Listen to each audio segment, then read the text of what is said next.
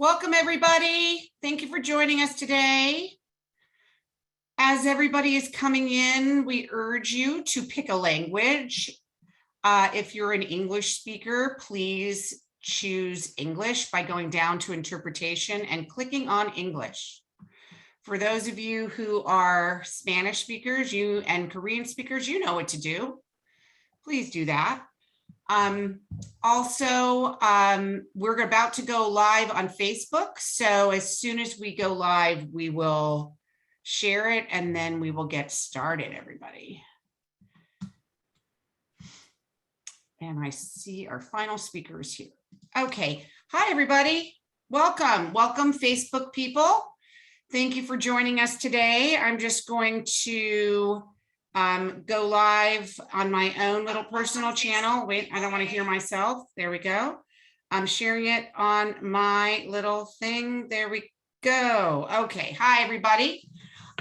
Welcome to SDP Connect, the last SDP Connect of 2021.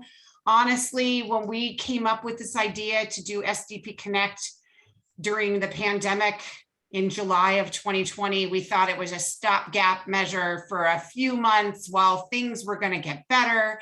And then we'd be meeting in person like we had been for so long. And now we are at the end of 2021. We have been, I think we've done probably about 45 of these meetings, maybe more. And you can find all of them on our Interchange website. Go to theinterchange.org, click on self-determination, and you will find all of the recordings we've ever had on the self-determination program on SDP Connect. But we really are in this place now where we are still all meeting virtually and not in person. So I just, as the organization that has been advocating for access to vaccines and vaccine mandates since and providing education for people on COVID since March 15th of 2020, I want to just take a minute and urge all of you to make sure that you are fully vaccinated.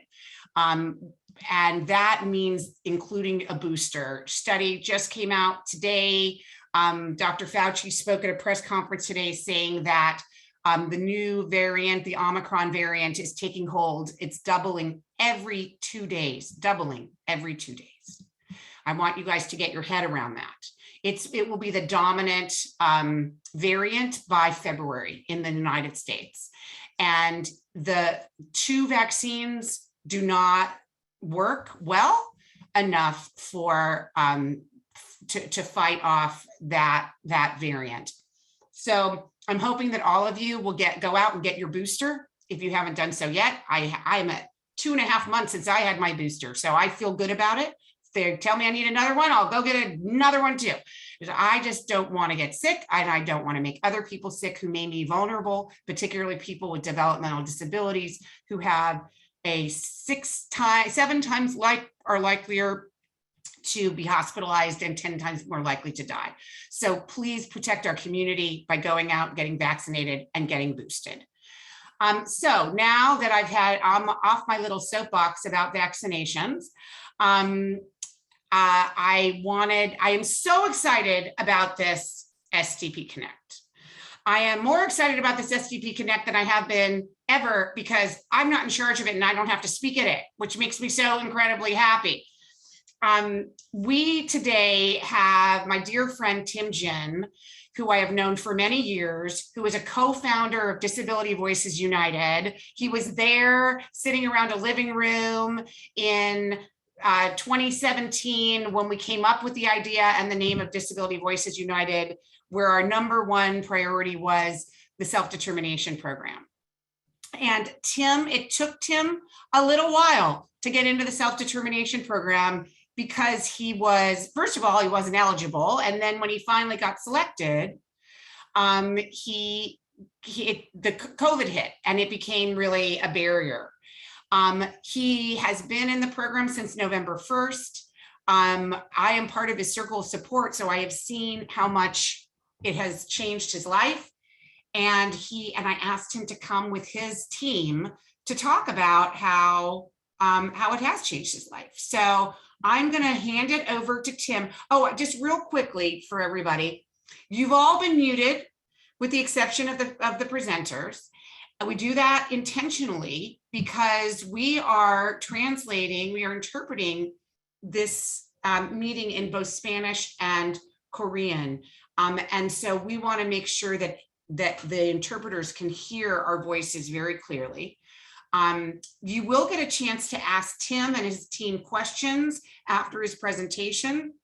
You will be able to do that either through the chat, and Ed, as usual, will monitor the chat. You can also do it through using your raise hand feature, and I will call on you after all the presentations are over. So I'm gonna now hand it over to Tim Jin and let him take it away. Thanks for joining us, Tim. Hi, everyone. Welcome to SDP Connect. My name is Tim, and I'm going to be the guest host tonight. Judy is taking a break and relaxing for once.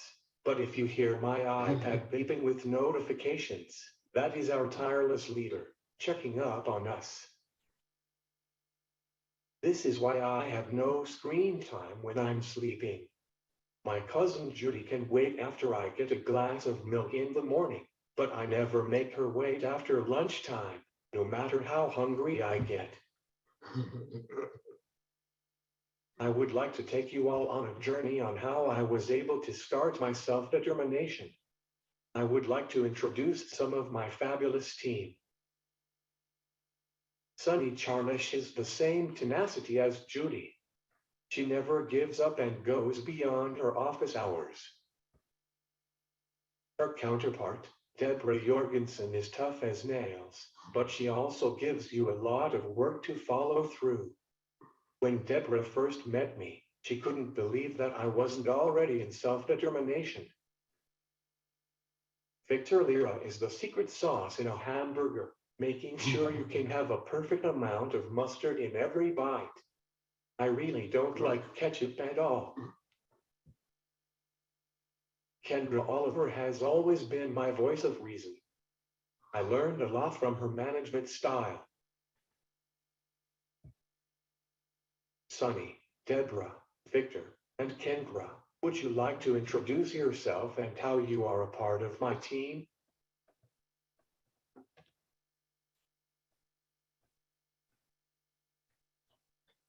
Hello. Hi, everyone. I guess I'll go first. I'm Sunny Charnas with Guidelight Group, and Deborah and I have the honor of being Tim's independent facilitators. And that for us includes person-centered planner. I know some people separate those, but we don't. So we have had the honor and the challenge and the fun of helping Tim to transition into self-determination and to manage his program while he's in self-determination. And I have a slide with our contact info, Tim, but I don't know if now is the right time to show it. Maybe we could put it in the chat. Okay, we'll put our contact information in the chat. And we're happy to be here. Deborah, go ahead and introduce yourself. Yeah, thank you. I'm Deborah. I'm with Guidelight Group also. I actually met Sunny when I took her IF training course back in 2020 and was, kind of gearing up to go the independent facilitator route because I just found it just fascinating and an amazing type of experience you can have to actually help a client in a very holistic way. So then COVID hit, and then took a little break to homeschool my kids, and then came back and started working for Sunny. So I've been with Guidelight Group for a little over a year now. I've had about 15 clients in the IF role, and clients kind of all over the span from preparing to go into SDP and trying to make those adjustments, and the actual, transitioning into SDP and the person-centered planning. And then as well, I have several clients who were already in their first year and then transitioning them into their second year now. So I've got kind of a range of clients, and I've worked with like 8 different regional centers. So anyway, it's just a pleasure to be part of Tim's team. And this was a really unique and powerful experience for me as well. So I'm just happy to be here, Tim. Hi there, Victor Olera with Aviana Healthcare Services. Met Tim, I don't know, 3-4 years ago, between his speaking, his conferences, and then kind of hanging out sometimes at lunch, and then, and talking to Judy, and just kind of became a friend. And, I'm proud and honored to be able to provide him his FMS services. It's one of the services that we provide. And the self-determination program is kind of personal for me in general, just because, I've been working on it with the state stakeholder group since early 2014, along with Judy and lots of other awesome advocates and providers and, people. So to see Tim be able to start it is kind of special, to be honest. And the way that he goes about it is about the most perfect way you could possibly do it. He takes responsibility for all of his staff, his people. He organizes it. He is investing in other technology for himself to make it easier for himself to manage his life and do what he wants to do on his terms.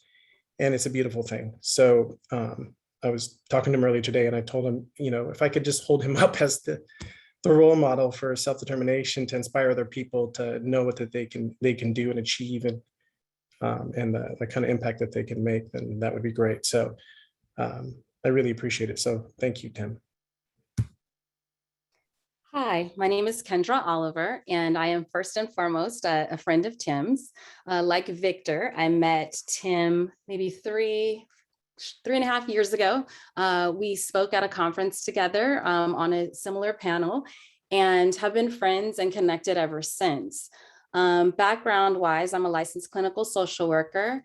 I've also worked in the field of developmental disabilities for over 15 years in the capacity of working for a supported living agency and overseeing services for supported living. But my role in this process was really just to be a friend and to be supportive in putting together the most robust and perfect services that Tim wanted. And so being able to sort of bring different perspectives to think about when entering into self-determination. And so, I really just wanted to be of support to Tim in whatever resource that I could offer. Thank you so much for being a part of my team. I feel like I will be treating all of you to a lot of lunches and dinners. Just as long as we eat somewhere good, you know me. I'm always hungry.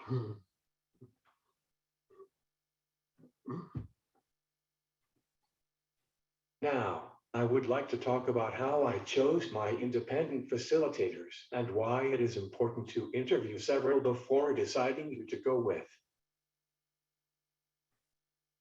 I had a self-determination coach to help me get the process started. She highly recommended that I work with an independent facilitator, but like the Korean blood flowing through my veins and the steam coming out of my hands and feet from stubbornness, I didn't listen to her at first. I've done many orientations throughout the state, and the 5 principles of self-determination have become second nature to me.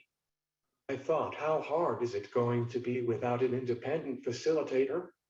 Piece of cake, right? I could always ask my friends to help me through the process. I was very wrong. I quickly made the compromise with my coach when she asked me about getting my budget from my service coordinator and asking what are my unmet needs and getting a certified budget and hiring staff. All of a sudden, I saw my 32-inch monitor that I used for Zoom shrinking into a Casio watch. It was very overwhelming, and then I decided to meet with several independent facilitators before choosing the right ones. I probably met with 3 to 5 independent facilitators before meeting with Sunny. Sunny, do you remember one of the first things that you asked me? You also assumed that I was already in the program. I'll Talk No Action is not my theme song anymore. Maybe Sunny and Deborah can explain this better. but I wanted the best independent facilitator that can adapt to me. Since I have no natural support in the program, I wanted my facilitators to feel comfortable enough to push and pull me when needed, but also give me a chance to think things through, figure out my options, and together we can execute a plan. I did not want someone hovering over me and telling me what to do and always agreeing with me.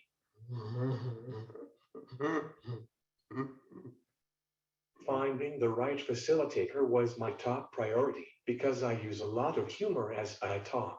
But when it comes to building relationships with my team, I always cross my T's, dot my I's, and zigzag my M's.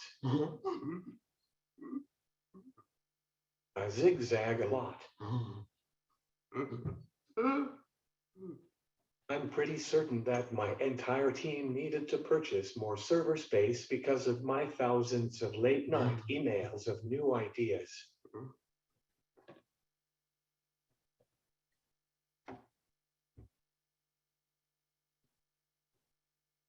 Many of you have seen my training video from my first person-centered plan in 2018.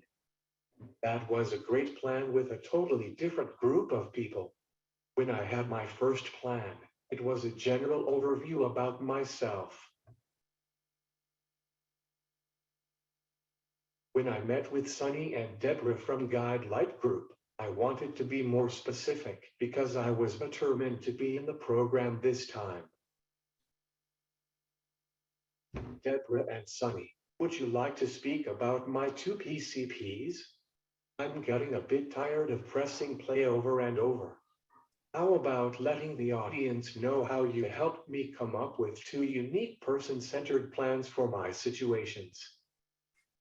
Sure, I'd love to do that. So when Tim talks about like he knew what he wanted and he needed an independent facilitator who could like meet him where he was at. And so that was what we did. We just tried to listen, tried to understand what he understood and what he knew and how he wanted it to go, and then adapt how we would kind of maybe normally do things. But nothing is normal in SDP. Like every single client is different and they have different needs and a different way of wanting to do things. So at first, Tim kind of said, well, I really don't even want a PCP. I don't want a bunch of people sitting around like telling me how great I am. Like I did that a couple of years ago and I don't need that, right? And he said, I just want to manage my own staff and, convert from the agency to SDP. And that's all I want to do. So we had to spend a little bit of time kind of talking about like what was important to him, what were some of the things he thought he might want to spend the SDP money on, because if you want to spend the money, in SDP, you also have to link it to your person-centered plan. So we actually expanded. So we ended up kind of going back and forth. We did a lot of kind of written questions to Tim, and then he would write back, and then we would have a meeting to kind of talk through it. And we identified that the best way to move forward on the actual person-centered planning was to set up like 2 mini meetings. So one was on just staffing and like how to manage his own staff. And the other one was on his move to self-employment and starting his own business. So he came up with a pretty large circle of support for each meeting. And he knew the people to go to. He wanted a variety of perspectives.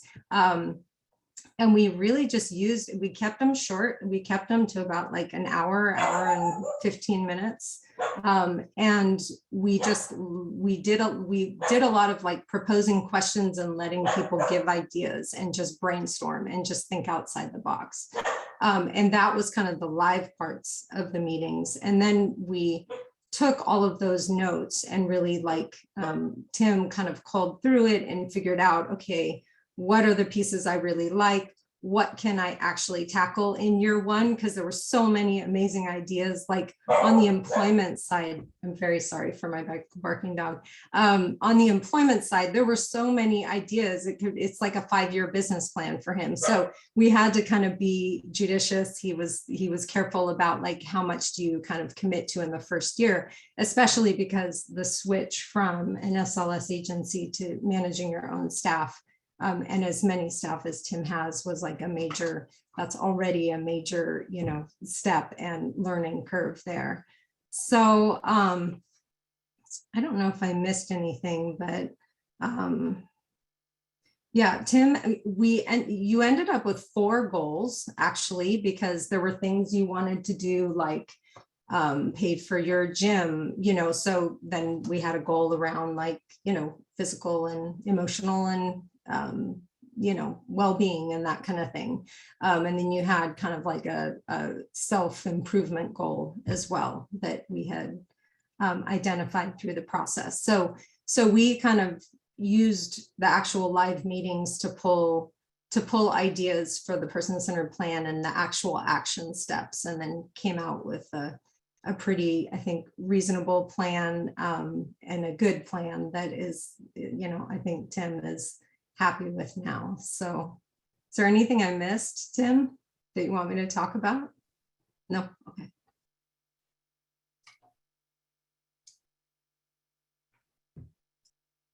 Sunny and Deborah, we really challenged ourselves in developing these 2 plans. Thank you for the combo PCPs. It was supersized enough where it became reality. I've been in the traditional system for a very long time. When you were a child, you didn't really ask why Thursday night was meatloaf night, but you just finished your plate because it was meatloaf night, even though you couldn't stand it. I felt this way for pretty much all of my life in the traditional system. My parents didn't really advocate for me when it came to the regional center at my yearly PP meeting, because they just provided everything that I needed. At the time when I was living with my mom and dad, they chose to not use respite hours when they needed to find someone to help me. Even when I moved out from my parents and had SLS services, not one agency asked me what they could do better. Everyone just assumed that I was doing fine. I did not know that I was being underserved by the traditional system until I started my SDP. Kendra, since you used to work for an agency as an director, would you mind your perspective from the traditional versus self-determination and how it is different, where most clients may not realize that they are being underserved? Sure. I think that's a really good question. And there's a lot of differences between traditional services that are offered versus self-determination. So with traditional services, as many of you know, there are services that are being offered to be provided to you. And I sort of think about it like a box. So there's a package that's being offered with various services that may or may not meet your needs. With traditional services, most agencies should come with their own set of philosophies, a mission, vision, and values about what they think is best for you and the services that are being rendered. And so I always encourage people, if you're going the traditional service route, please be diligent in making sure that the agency's vision aligns with your personal vision and values. But when you think about self-determination, it is your vision, your values, your desires that are leading the services that are being provided to you. So you don't have to think about it as like a box that you're having to fit in. You're creating the space and the services that you want for yourself. So the oyster is yours, the world is yours in terms of self-determination, because you really are creating services that are the exact perfect fit for you. And so just comparing a couple of things, like agencies have policies and procedures, and they are developed to meet the agency's needs. They're not necessarily established to meet the individuals who they're serving and their needs. Now, if you decide to go into self-determination, you're going to want to establish some policies and procedures, but you're going to cater them around what's best for you. And so I think that's a really, difference between going with an agency and being your own creator of services. Agencies often have a lot of paperwork that they have to complete. So staff have to complete paperwork. There's contractual obligations. And while there's some paperwork that may have to be done, it's not anything like what the agencies require. You're creating what paperwork has to be done. Obviously, staff need timesheets and there's certain sort of laws that we have to follow in self-determination, but the requirements specific to the types of documentation that staff are required to do, that's something in self-determination that you get to create. So if you are uncomfortable with someone, sort of documenting about what you do day in and day out, that's not something that has to be present in self-determination. I think the other thing that is really key, and just in terms of difference, is, when you're working with an agency, there are other people who have a say. In self-determination, you have the last say. And I think that's so empowering because oftentimes, there may be other people who have opinions and who are influential, but in self-determination, you're where the buck stops. And while agencies may say, you're guiding your services, there is a level of say that they have that is different than when you're in self-determination. I think in terms of being underserved, as Tim was mentioning, is, when you're operating within a system, even when you're comfortable in that system, you may not realize that there's limits that are placed upon you because that's just the only way that you know.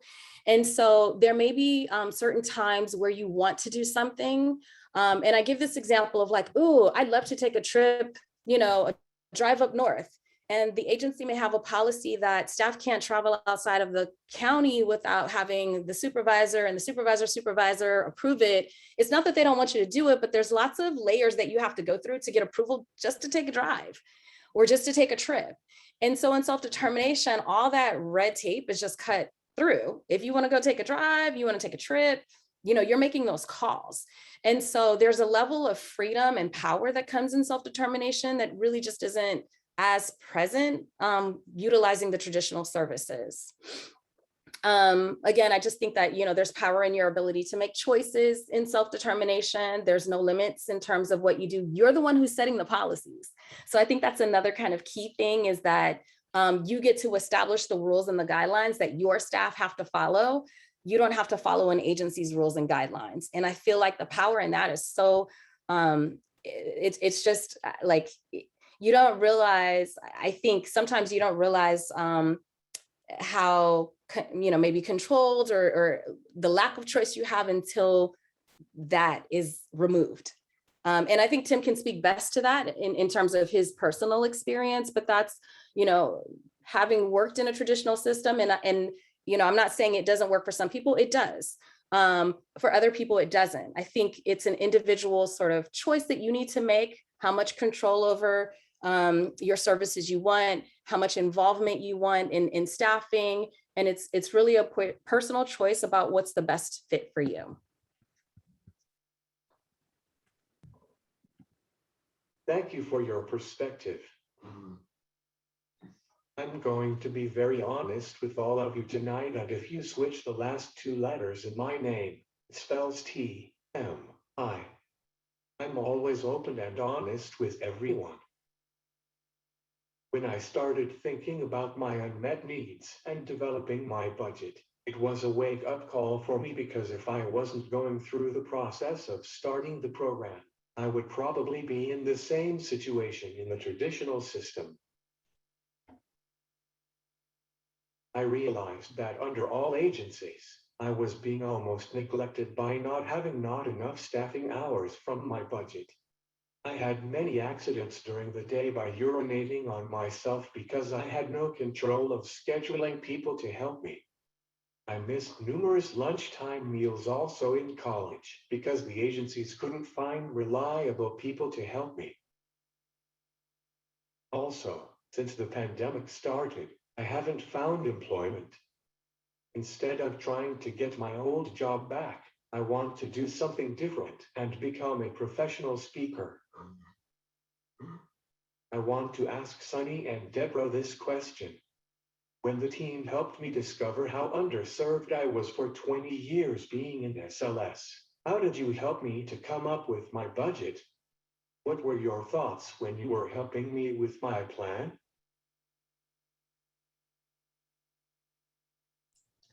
Okay, so it's Deborah again. So I'll start. Tim, when you told the story about how you used to have to wait when you were working like full time before the pandemic, you'd have to wait all day to go to the bathroom and, you know, basically just be counting the seconds till you could get home so that, you know, you could have that experience with like staff because nobody came during the day to help you. That just, I mean, that's just so, it's so wrong on so many levels. I mean, I just like, that just personally was so hard to hear. And it was clear that you were underserved in the traditional system. So I guess turning to the budget negotiations, you want me to talk a little bit about that. One of the things about the supported living service budgets is that they're often given to you in like a monthly number. It's just a big number. And you have to figure out what that number means and where it came from. And that is quite a task for a lot of regional centers, not just, you know, Tim's regional center. So one of the things we spent quite a few weeks going in circles trying to figure out how the agency was actually providing 24/7 staffing, but they weren't using IHSS. And so it was like, we finally kind of understood that the agency was eating that cost. But in terms of, you know, so there was advocacy around getting those hours added back into the budget that the SLS agency at the time was getting. And actually the, you know, Tim's contact at that agency led to them doing that advocacy and making sure with the regional center that they were getting adequately reimbursed for all the hours that they were providing for Tim. So that was like a huge difference in what we started with compared to what you ended up with in the budget. The other, you know, area of unmet need was around employment. So we did negotiate with the regional center to add like a tailored day service program to allow for his work around his self-employment goals.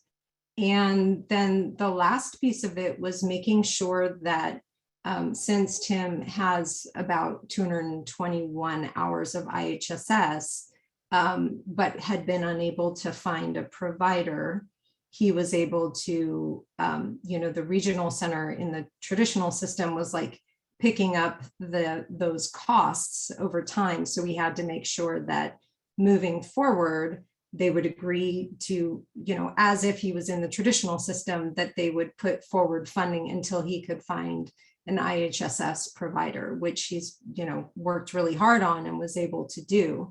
And then we'll now have to go back and renegotiate that budget amount based on the amount that Tim, you know, ended up not having to use because he found an IHSS provider. So anyway, it's complicated. I mean, it's just really complicated. And when you add in, I think the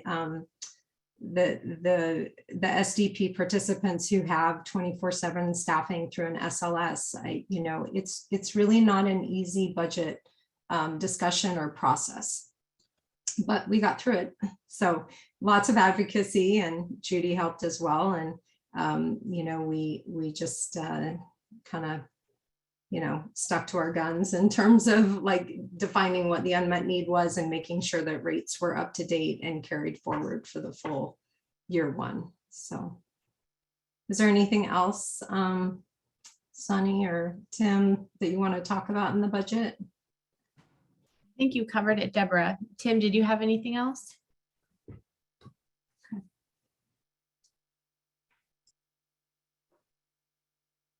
Now for the fun part. Let's talk about my spending plan. Unless you are a financial advisor or a CPA, trying to come up with a spending plan on my own was nearly impossible. A few years ago, my friend and I were trying to come up with a rough draft on a very broken spreadsheet with a spending plan.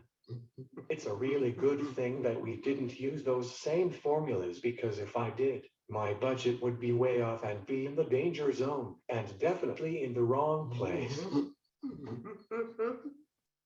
Creating my spending plan took a small task force from my team because there were many moving pieces.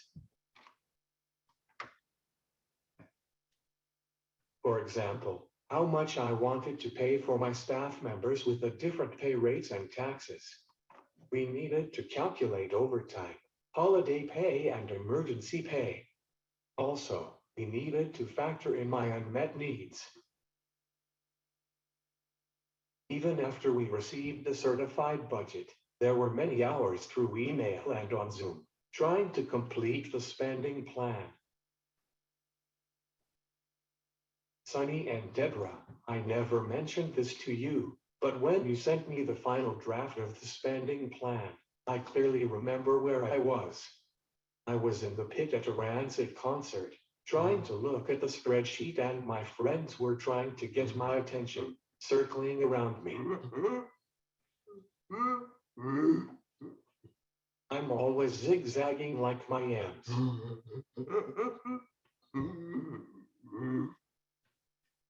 It took quite a bit of work and multiple people that are a lot smarter than myself to finalize the spending plan.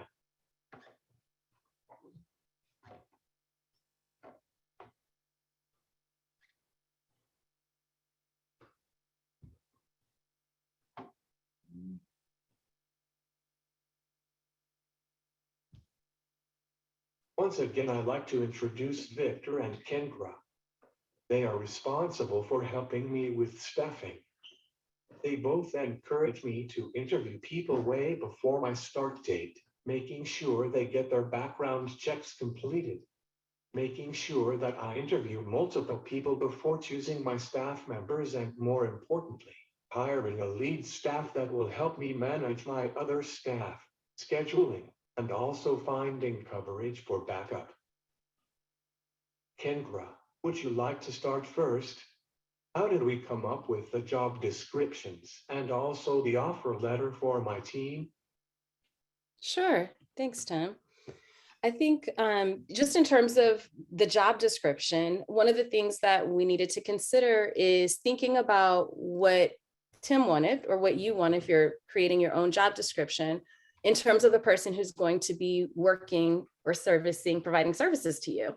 And so, I asked him a series of questions like, can you think of who would be your ideal staff? Like, are there examples of people who you found that were really good fits, who used to work with you?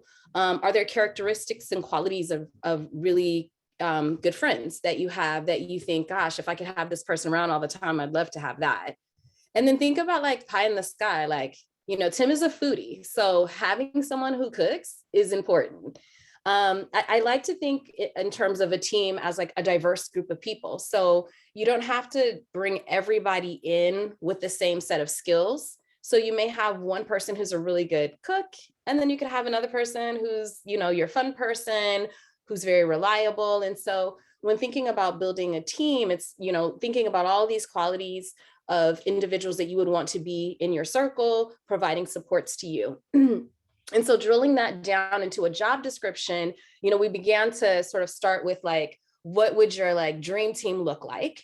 And then we drilled that down into very specific expectations. And what was nice about this is that it was really like, what does Tim want? And so again, when you're thinking about it, you get to create the rules. So you get to create whatever the expectations you want for your employees when you're writing their job descriptions. One thing that I like to remind people is sometimes common sense is not that common.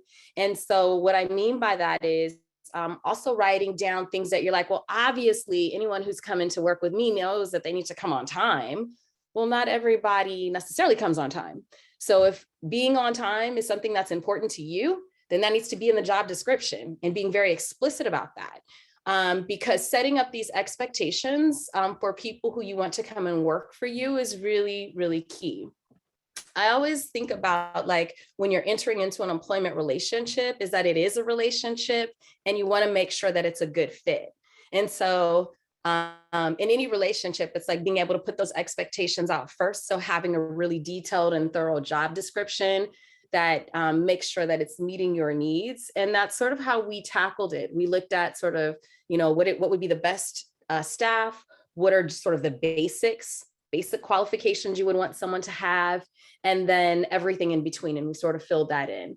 And we took the same approach with the offer letter as well, wanting to make sure we were clear about, like, the salary that was being offered, the benefits that were being offered. Why would it be, beneficial for someone to come and work for Tim? So in creating that contractual agreement, we wanted to include all of those details to sort of make sure that someone who's agreeing to work for Tim was clear about what the expectations of the job were coming in. And that's really how we approach the process, sort of pulling away from more of the traditional way of, like, it has to look like this format or have certain check boxes. It was really more about Tim and what was going to meet his needs, and being clear about bringing someone in so that they knew what the expectation was. Yeah. You and I That- worked extremely closely over the years. We probably went through multiple ideas on staffing, but you helped me come up with a plan that fit my current situation. Would you briefly describe what we came up with, like having a main staff and also backup staff? Yeah, absolutely. So kind of what's great is, Tim was approaching everything in a methodic way. And this is where I put the plug in for IFs, by the way. We don't do independent facilitation. I don't have a dog in the fight, but I tell everybody, all the presentations that I do anytime and every time, that good IFs are worth their weight in gold. Because it may seem like a daunting task to sort of think about all the, oh my God, all these things, and there's complex pieces to it, and then the spending plan and the PCP and the thing. Yeah, there's lots of pieces and things that you have to do to be able to accomplish this, and then to start, successfully launch into your SDP. But you're not on an island, you're not alone. There are people to help you with that, and that can help you with that. So, Tim got great IFs, and that really, I think, was the key to his success, to be honest.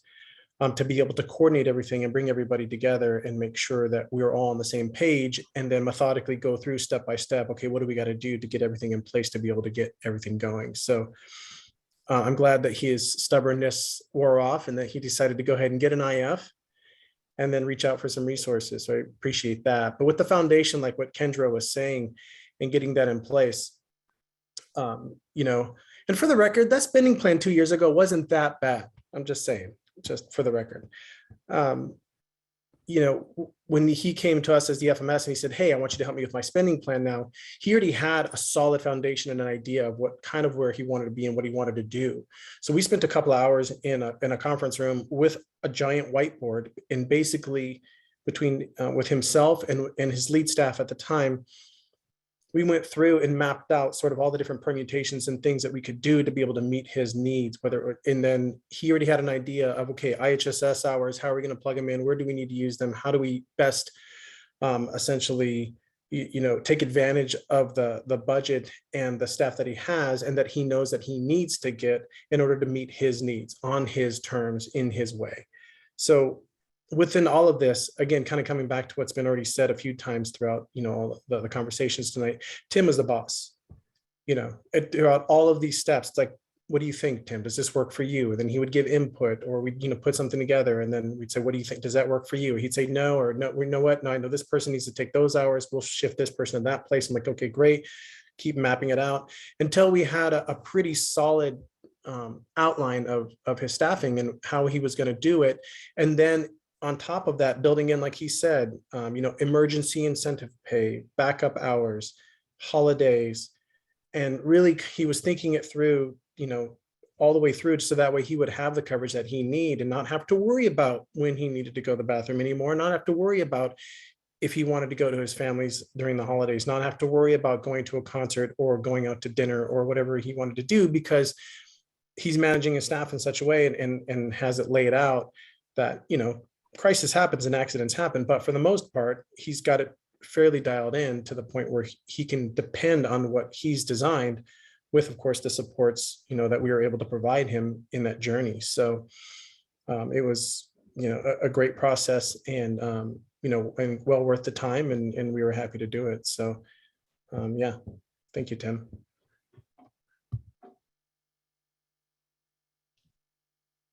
In my PCP meeting, Judy mentioned something that I haven't thought about.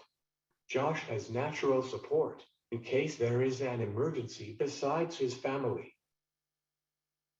Last week, my staff and I trained my friend and his wife on how to help me, just in case I can't get any of my staff to cover.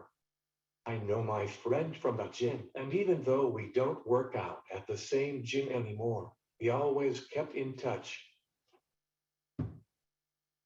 When I asked Bill and Cindy if they wanted to be my emergency backup, they did not hesitate to learn how to help me, just in case I'm in a jam.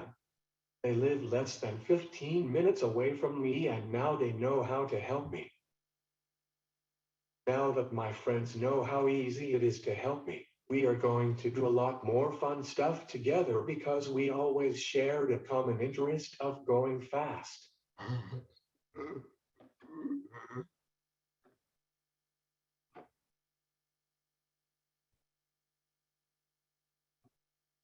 Throughout my process of my self-determination, I've learned more than I should have. If you asked me just a year ago, I would have told you something else, that I was happy with my life under the broken system because I didn't know that I was eating meatloaf every night with ketchup. My mind shifted quickly as I lost control of my life due to the agency and getting so many random people to help me. I was fed up and tired with the lack of attention that I was getting from the agency, and for a brief moment, I almost thought about switching to another agency again. When my local advisory committee started offering coaching services early this year, I took a chance and I started in April, and that is where I was eager to take control of my life. Under the traditional system, I had more freedom living with my family because my parents treated me as a grown adult when I was going to college. They never asked me where I was going when my friends came over to help me to go out. That all changed when I entered into supported living and moved out from my parents. The agencies were restricting me on what I could do and what I couldn't do. I needed to ask permission, not from my parents, but from someone else at the office, if my staff could take me to a concert, family events, or even to my doctor's appointments.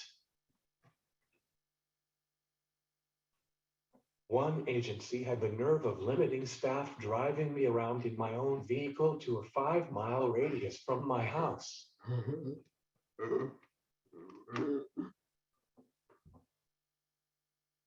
Over the years, I had many highs and lows. I've accomplished a lot, more than I can remember, but at least once a year, I would have a fallout from the agencies because they would implement new policies for no reason. It was like clockwork. The crisis always came from the agencies and not from me.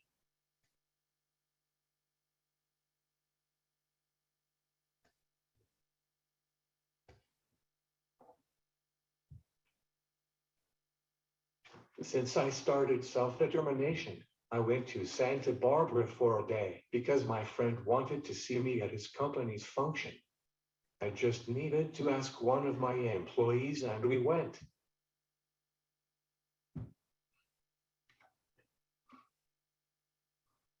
I work out every day because I have the same people helping me on their normal shift. I'm in the gym for at least a 2-hour session, 4 to 6 times a week. I've always enjoyed working out and meeting my friends in the gym. In the past, I couldn't have a set gym schedule because of staffing.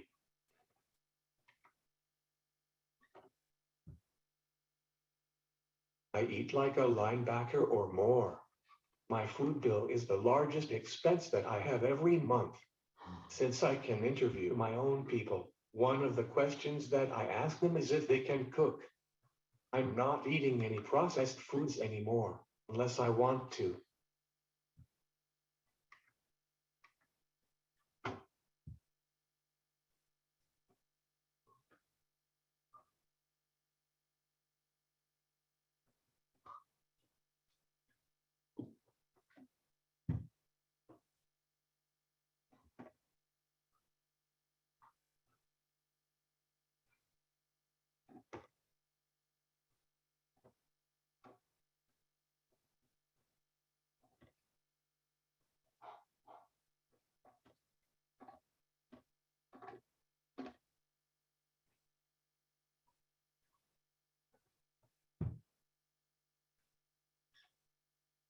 Ever since I started my self-determination, I've been meeting up with friends that I haven't seen in a long time.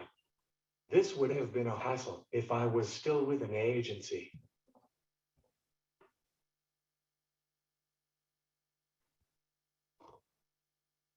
I'm not saying that my life is fine and dandy all of a sudden, because there have been a few scheduling conflicts with my staff. But it's nothing out of proportion, because unlike agencies that have over 100 cases or more, my lead staff has my best interest, and together we figure it out. There is no longer approval needed from a supervisor or a boss, because I am in charge now, and more importantly, no more daily notes.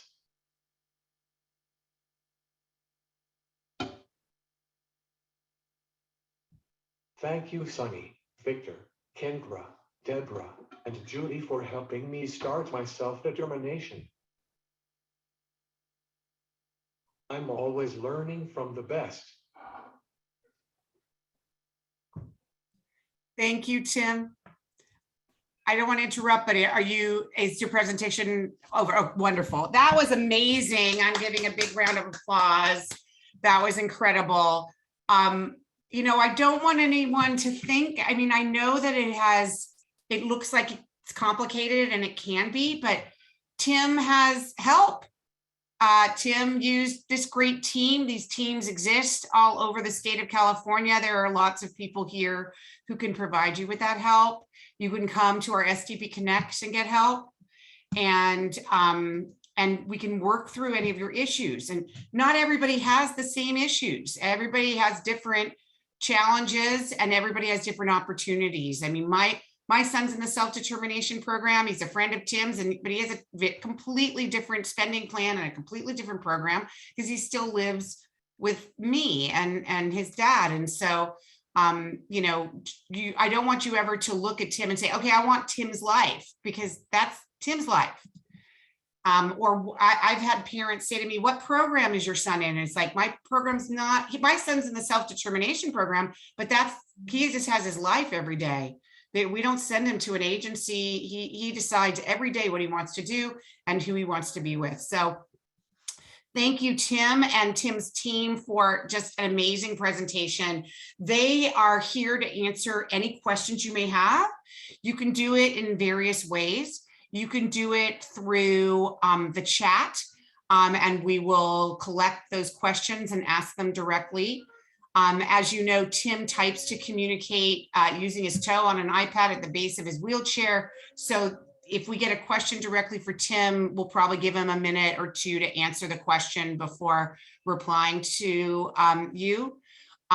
You can also ask questions of Tim and his team directly by going down to your reactions at the bottom of your screen and clicking on raise hand, and I'm happy to call on you and ask you to unmute.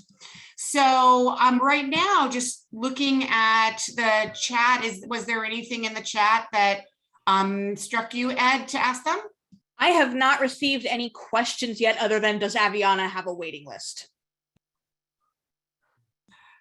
Yeah, I was going to type it, but I can just let everybody know. So we currently, I don't know if you'd call it a waiting list as much as, yeah, I guess it's a waiting list in that I believe, and Olivia's on here. And before I answer that question real quick, something that was bothering me is I'm up here trying to, pretend like I'm taking all this credit and stuff. And, obviously I'm influence policy, I'm helping and I'm driving, initiatives and pushing things through for our services and stuff. And then for Tim, I took a personal interest, but the bulk of the work was done by Olivia Gonzalez at Aviana in our office and her team. And they're phenomenal. We're really blessed to have her and the people that work with her. So I just wanted to make sure we're clear on that. I'm not here to take their credit. I'm just here to kind of help answer some questions and be, support and a friend to Tim. But that's really where the rubber met the road. And Tim will verify that because I told him that they're a lot smarter than me and he agreed. So I guess that's about right. As far as if we have a waiting list, yeah, as of right now we do. So what had happened was, you may or may not be aware, there's a couple of agencies, FMSs that shut down. There was an influx of clients that were already receiving services that are trying to find clients throughout, or trying to find FMSs throughout the state. That's one thing. And then, one of the other things is, honestly, it's been a challenge trying from an FMS perspective, trying to get people started because we have to meet them where they are. But, sometimes there are barriers and challenges to even just getting them up and running to the point where, we want to provide the best possible service we can to each person on an individual and person-centered basis. So in doing that, that takes time. And to be quite honest, the amount of time that we have to invest to get every single case up is something that maybe wasn't exactly, thought of, 6 and 7 years ago when we were doing this. We thought that there would be a little bit more structure to the system and a little bit more assistance to be able to get people kind of up and running so that by the time they made it to the FMS, then we could validate the numbers, help with the spending plan, balance everything, and then make sure that all of the accounting piece was in place with the regional centers and to get everything up and running. But to date, that hasn't really happened yet. So we have a waiting list. I believe that's pushed back to February, I want to say, but don't quote me on that. If you, I'll drop some contact information into the chat. You're always more than welcome to shoot us an email or give us a call. And again, and probably Olivia and her team would give you very detailed information about, where we are as far as a list. If there is a waiting list, quote unquote, or rather, let's go ahead and get you into the pipeline so that we can, get you up and running. Because what a lot of people may not realize is there's certain things that you probably could already be doing to get yourself prepared to go into self-determination that you don't have to wait for us to tell you. So if you wait for 2 months and you say, hey guys, okay, it's my turn or whatever, we're like, great, did you do this, this, this, this, and this, and this? And you're like, oh, I didn't know I needed to do that. That's stuff you could be doing right now so that by the time you actually get to us, you've got that structure in place. And then we're at a point where we're like, great, let's jump into it. Let's get you up and running. We'll balance everything, dial it in on the regional center side, make sure accounting's done, and then boom, we can go ahead and get you started. So I'll put some contact information in there for you. Thank you so much. And I have said it here at STP Connect. So for those of you who've never been to this before, I remain gravely concerned about the fact that 2 FMSs have left the state of California in the last 2 months. I am gravely concerned that Aviana has a wait list. I am gravely concerned that the FMSs are not getting what they need to be able to provide this incredible support. We have to remember that you cannot be in the self-determination program without an FMS. You can forego an independent facilitator, although I don't recommend it. You can decide you don't need any help with anything else, or that you can handle your whole self-determination program on your own. But the one thing you must have is the FMS. So that will be another topic for another day that we will worry about that. But I just want to express everyone that if you are going to your local advisory committee meetings at your regional center, if you have any contact with the Department of Developmental Services in any way, even if you're talking to your legislators, you need to tell them that this program will not work unless the FMSs are getting paid in time and in in an amount that keeps them in business. And I'm very, very concerned. So somebody asked which FMS is left. Public partnerships was the most recent one to leave. And the other one was ARC Center. Oh, go ahead, Tim, go for it. Sunny and Deborah, should we go more in depth on my spending plan? You know me, I'm not shy at all of sharing. Absolutely, we can do that, Tim, but there's like 10 questions that just went into the chat, which I'd love you to answer, or at least spend some time answering. And a lot of them are about the same thing, which is the pain that we all experience, that all service providers experience, and those of us in the self-determination program. And that is, where do you find staff? Where did you advertise? How do you find them? Where do you go? How do you make sure that they understand that people, that the person comes first? They are the boss, all those kinds of things related to hiring, retaining, and managing staff. So if you could start answering that question, Tim, and then maybe while we're waiting, I just saw another question come in, Ed, that's asking, which I can try to answer, and so can Victor, which is, can you vendor your own FMS? You cannot vendor your own FMS. There's a list of FMSs that are on your regional center and also DDS's website. DDS is the state agency, the Department of Developmental Services.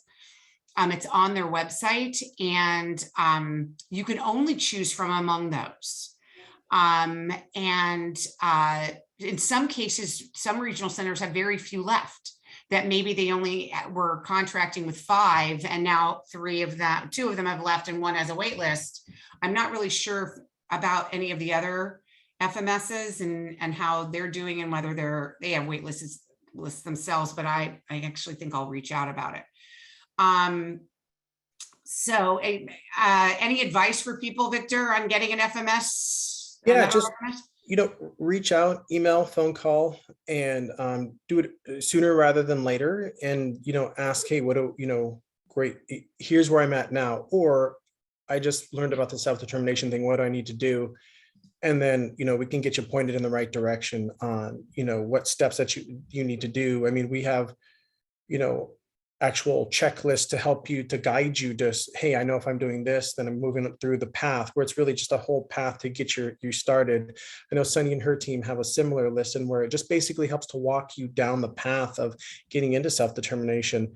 And we share those things willingly, use this, don't use this, it doesn't really matter. We just want to get people in at the end of the day, because it's taking way too long, and it's been, such kind of a pain to get that done.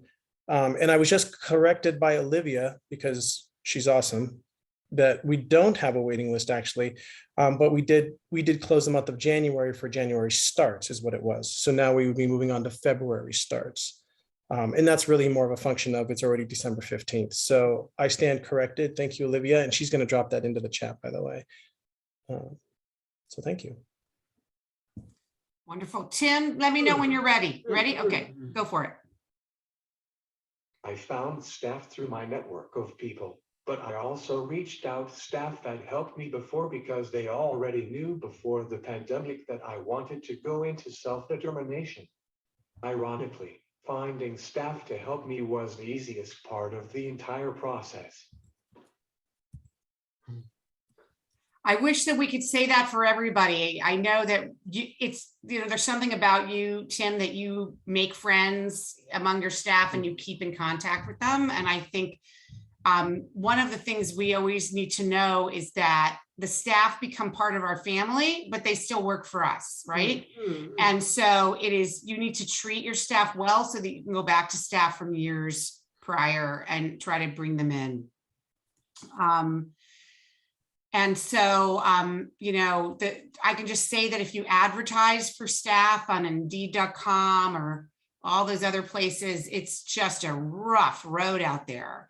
I would suggest, honestly, that, although I have a staff that we got through Indeed.com who's great, so it can happen, but I need you to know that I advertised for weeks and we had 10 applications, only one of which was qualified, and that happened to be the one who took the job. So we literally had a choice of one. So it's not, and that was before the pandemic.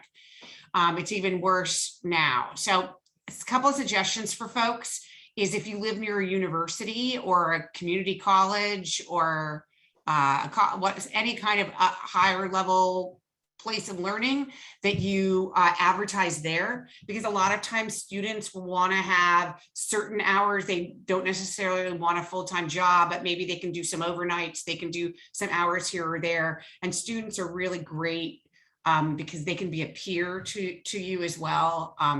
So I highly recommend that as an alternative way to find staff. The one thing you shouldn't be doing is, a lot of parents call me and say, do you know anybody who can work with my kid? And I'm like, no, like that, if I knew them, they'd be working for mine. So, just staying within our little world is not going to help you. You need to create new people in our field. So do we have so many questions, Judy. Excellent. Go ahead, Ed. Yeah. So I have a question from Carrie that I think anyone might be able to take. I'm exactly like Tim. How do I join the self-determination program?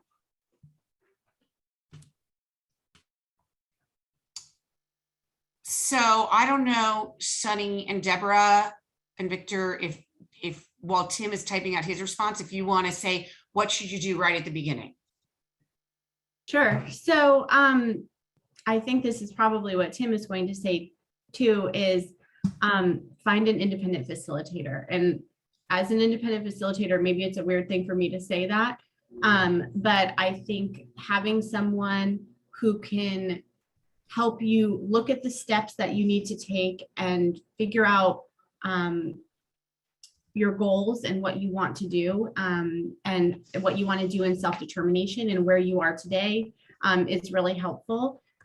Generally, we always start with person-centered planning, but sometimes we realize when talking to a person that there are things that they can even start working on before we even begin person-centered planning, things in the traditional system or things that they could get set up sort of in other parts of their lives that will help them. And so I think starting with an independent facilitator that is experienced and has maybe worked with someone in a similar life situation, for me, I think that would be the best place to start. And learning as much as you can, like being here is awesome. Yeah, that's a great point. And again, like Sunny's got this documented, we've got it documented at this point. Like we can give you, collateral, paperwork, guides to help you guide yourself, down this journey, and not by yourself, but know who do I need to talk to and when to be able to start self-determination. So. Go ahead, Tim. I know Carrie personally. She is also being served by a regional center of Orange County. The first thing I recommend you doing is to let your service coordinator know that you want to start the process.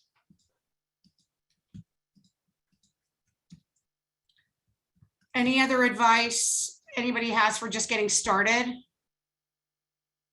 Okay. So sorry. No, go ahead, Judy.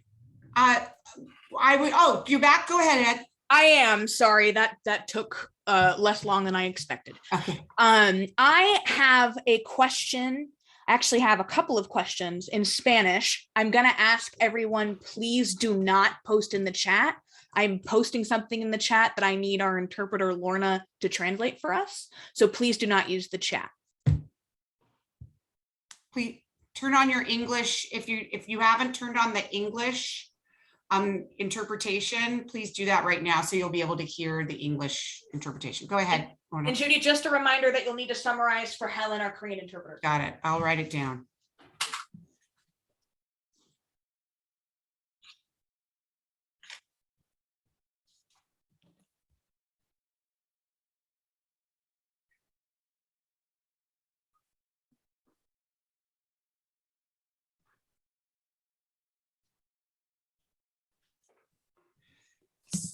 So thank you for that. So what this parent asked is for a parent who knows nothing about self-determination, where should they go to get information and who should they ask? You are going to need to go through the orientation at your regional center. However, I really need to tell you that the orientations are not great. They often confuse people more than clarify, but you have to do it anyway. So that's certainly one place to start.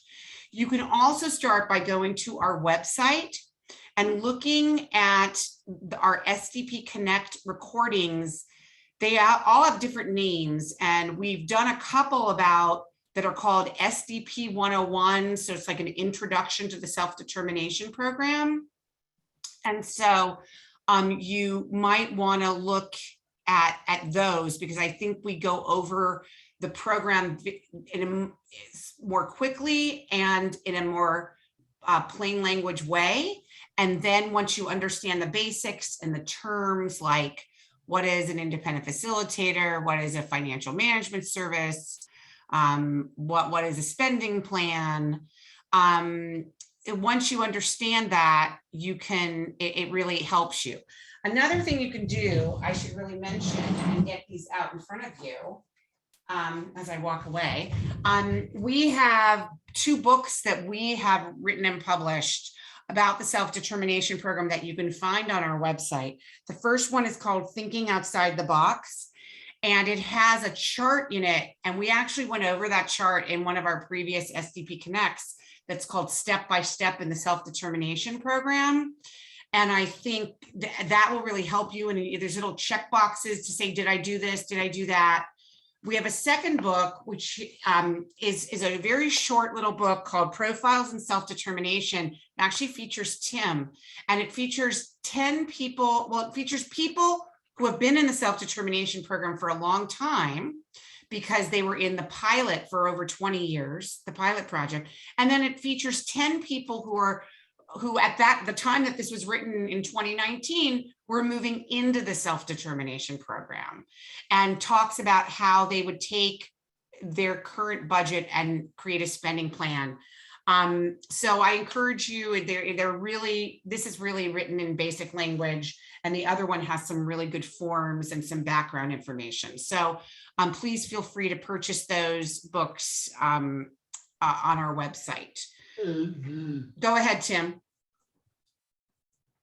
This is kind of funny. My parents had no idea what was self-determination was until I kept calling them for emergency. They finally understand what is self-determination when I showed them my draft spending plan and how much I am going to pay my staff from my budget. That's so great. Tim, did you mention, because I actually had to step away for a second to get my son ready for something, but did you mention when you were talking about your spending plan, how much you spent in the past month and how the costs were lower? My last month's budget in self-determination was $3,000 less than the agency, and I did everything that I wanted. So people need to understand that, the agency, the supported living agency that was supporting Tim and supports other people, they have a lot of administrative costs that, while you get that funding in your budget, those costs are not costs that you would necessarily have if you're hiring your own workers. And so, Tim, did you want to share your spending plan for a couple of minutes and go through it rather quickly?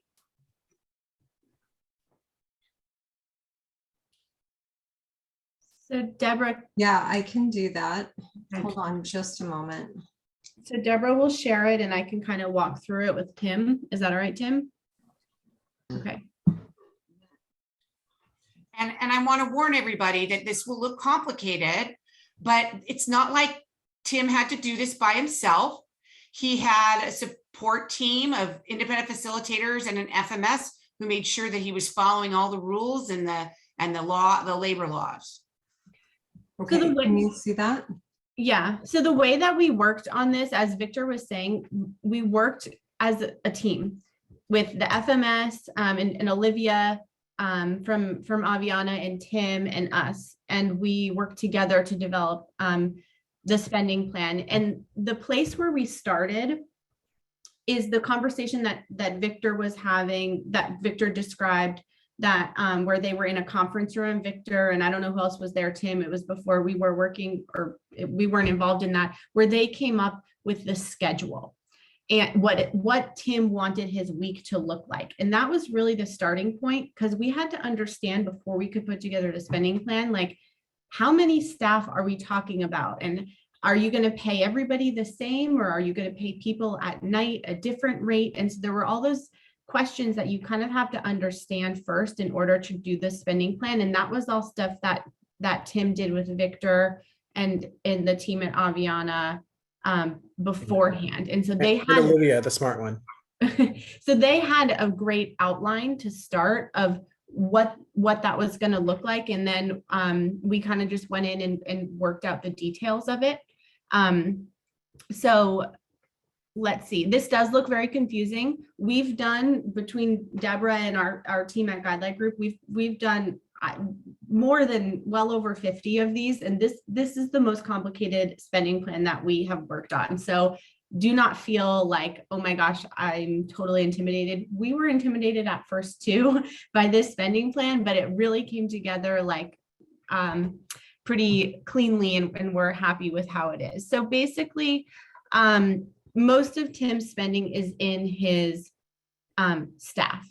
And so what you can see in that third column, I know it's really little there, but the C column is that we have each staff listed, and that's because he has some staff that are only during the day. So they have one pay rate because he pays people differently during the day and at night. He has some staff that are only at night, so they have only one pay rate, but it's a different pay rate. And then he has some staff that work a 24-hour shift, and so they have day and night pay rates, so different hours at different pay rates for one person. So it was a little bit complicated, and so we made each staff person their own row for each of the pay rates that they had. And this is a template that Aviana has. We have one that we use at Guidelight Group as well. And so that's where we started, is just entering in each of the different staff and their pay rates and how many hours each one was going to work. And so from there, the other piece is the employer burden, and the sick time is calculated automatically through a formula in this template.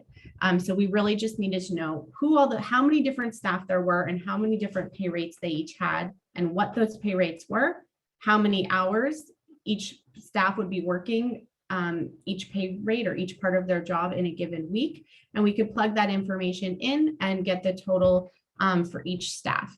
Then at the bottom, we had, this was sort of an interesting one. Tim wanted to pay his staff a little bit extra if they were working a shift that they were called in for with less than 24 hours notice. So he sort of wanted to incentivize people to pick up last minute shifts if he was in a bind. And so we added some additional funds. I won't get into how we did the math of that, but we added some additional funds so that he would be able to do that there.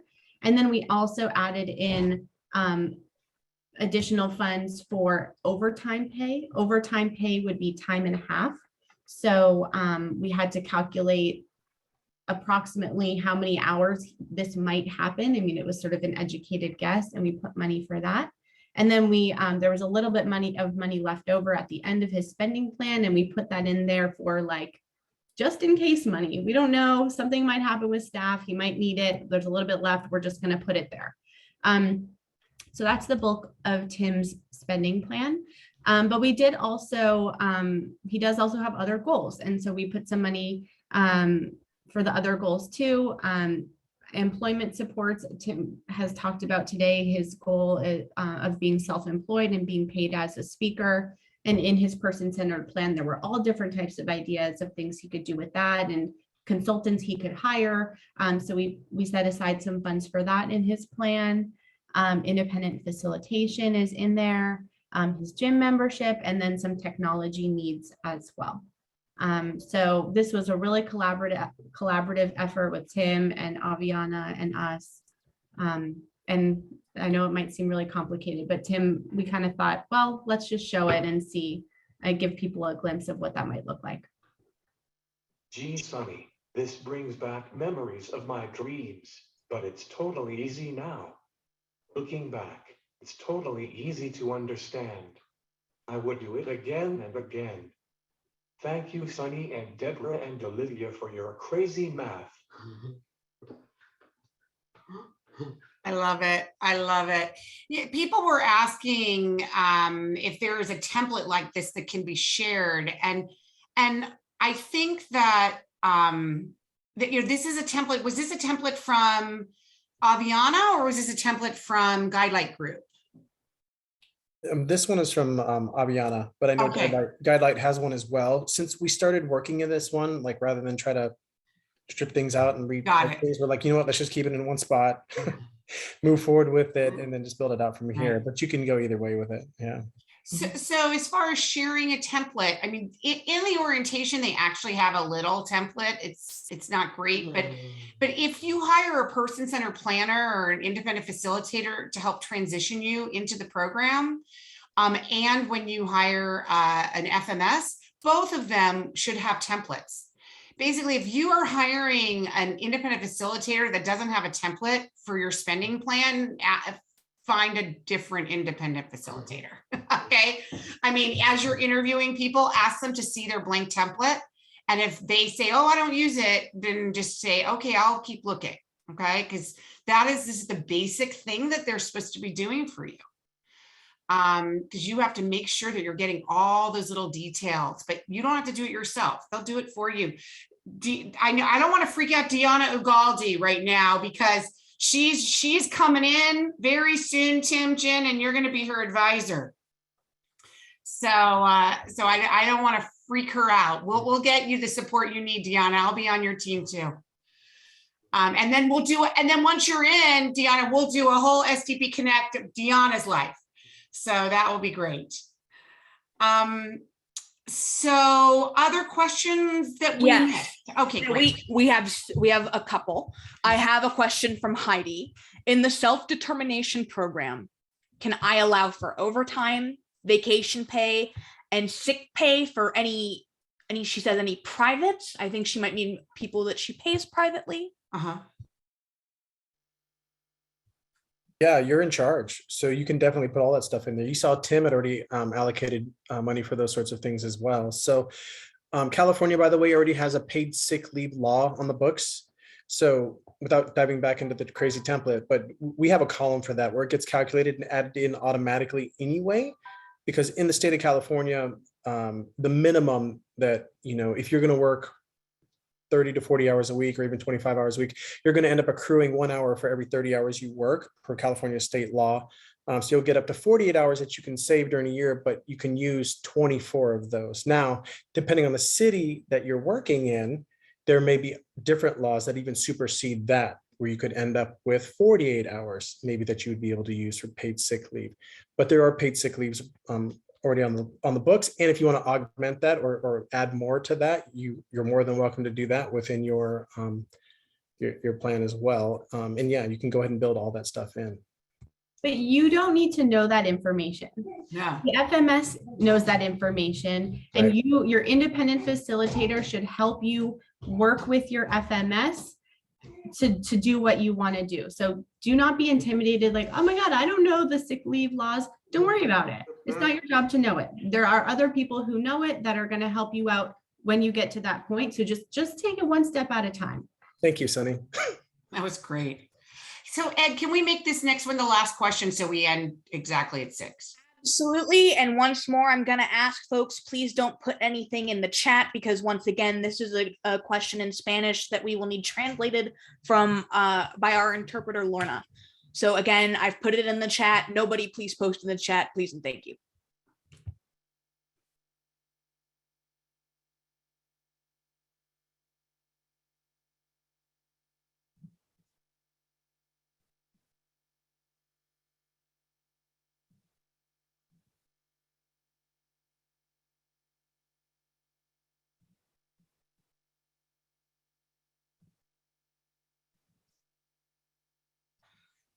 let me just repeat that so that the Korean interpreter can interpret it.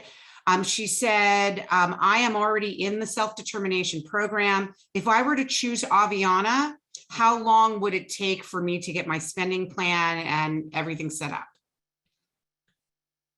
So I'll first do it in Spanish and then I'll tell everybody what we said. So depende donde está en su plano, entonces, donde está en el proceso a entrar en autodeterminación. Entonces, la primera cosa que tiene que hacer es habla con Olivia o alguien de su equipo de dónde está en su presupuesto con el centro regional, si ya sabe cuánto dinero tiene para su presupuesto, y luego vamos a darle su información que necesita a entrar y a procesar con la lista y todos esos alimentos de que necesita. Y también vamos a entrar otra vez el correo electrónico de Olivia aquí en el chat y le puede contactar. So I just let her know that it really depends on where she is in the whole process and that we're going to meet her where she is in the process and then kind of point her in the right direction to let her know like, hey, we can give you the list. You can make sure to see where you are in that because she talks about, her budget and where she is with her budget, but without getting more details, obviously we don't know exactly. Did she get the exact budget amount from the regional center, in which case then has she done a PCP and then a spending plan, which sort of be the next logical steps, right? So really, we're going to give it the contact information, have her reach out, and then we can point in the right direction. And then Sunny, if you want to put your contact information in there too, I know you have Spanish speaking team members, I believe, as well. And Tim has his foot up. Go ahead, Tim. To make it clear to everyone, before I went with Aviana, I pretty much met with every FMS before choosing Aviana. Yeah, that's really important to hear. So even though Tim had a friendship with Victor, he still interviewed other people and looked to see what was the right model. Remember, there's a couple of different models if you have staff, and made the decision for himself. So just on the final note, Tim, in the chat, Pam is saying you are an amazing storyteller, Tim. You are going to do really well and educate so many people doing public speaking. Be sure to use social media to keep us informed of where to find you presenting. Yeah, we got to get you up and going on Instagram and TikTok, Tim. Not that I know how to do that, but well, I want to spend a minute just thanking everybody for our 2021. Boy, DVU has had quite a year in 2021. We have really expanded a great deal. We have another job opening, everybody. We have a program assistant position available. If any of you are interested, please email me and I can send you the job announcement or get on our mailing list because we certainly promote it. We have so much in store for 2022, folks. More self-determination. We're doing leadership trainings. We're doing, we have a bill on conservatorship reform. We have fair hearing reform. Oh my God, I'm so tired. And I'm just thinking about the future. So we are really, really excited. We're building a disability rights movement in the state. We hope you will join us. I want to thank Tim. I want to thank Deborah and Sunny and Victor and Kendra for the great presentation today. Thank you to our incredible interpreters, Lorna and Helen, who have been with us this year. And thanks to all of you for a wonderful year of self-determination. And here's to 2022 when we will fix the self-determination program and make it accessible for all. Thanks, everybody. Have a beautiful holiday. Happy New Year. We will see you next time on January 5th. Thank you. Take care. Bye-bye.